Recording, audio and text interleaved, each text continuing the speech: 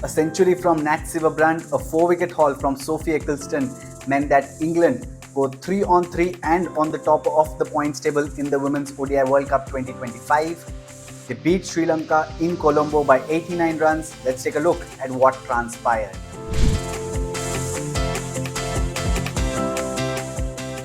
In contrast to what we have been seeing throughout this Women's World Cup, where teams have been losing top order wickets in clusters, England, after being asked to bat, were in a good position.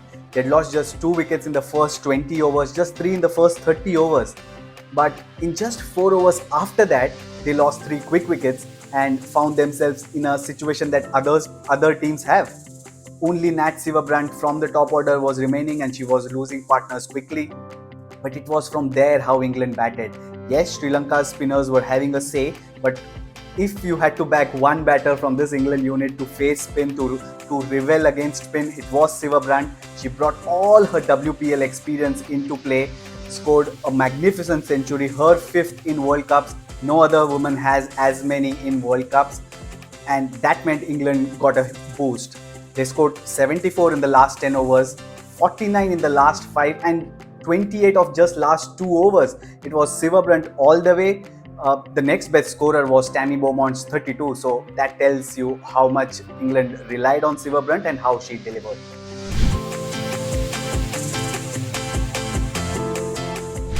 Sri Lanka started their 254-run chase very cautiously. Chamari Attappattu had to be stretchered off in the 6th over. It was just cramps and she later came on to bat by when Sri Lanka had a strong base. Hasini Perera batted steadily, Vishmi Gunaratne hit a couple of early boundaries, Harshita Samaravikrama batted as fluently as ever. Sri Lanka had a strong base. They were 95 for 1 in 20 overs. Their asking rate was just a shade above 5, but what followed was a spectacular middle order collapse that denied them the win. Conditions weren't drastic, but once Perera fell, Samaravikrama followed her, and Attappattu, when she came back onto bat, she struggled for fluency. The middle order could not find the next gear as Sri Lanka fell short for the second time in 3 games. They had a washed out affair against Australia that gave them a point, but Sri Lanka now have 2 losses in 3 games. Why did that happen?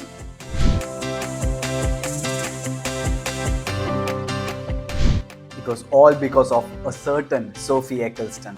Left-arm spinners have been dominating this World Cup like none other, and Eccleston finally came to the party.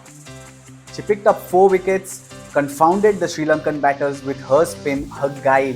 There wasn't a massive turn on the surface, but she extracted enough to keep the batters guessing and returned 4 wickets for just 17 runs. In fact, she bowled 3 maidens in her first 5 overs, 2 of which were wicket maidens. She also got the better of Chamari Attappattu.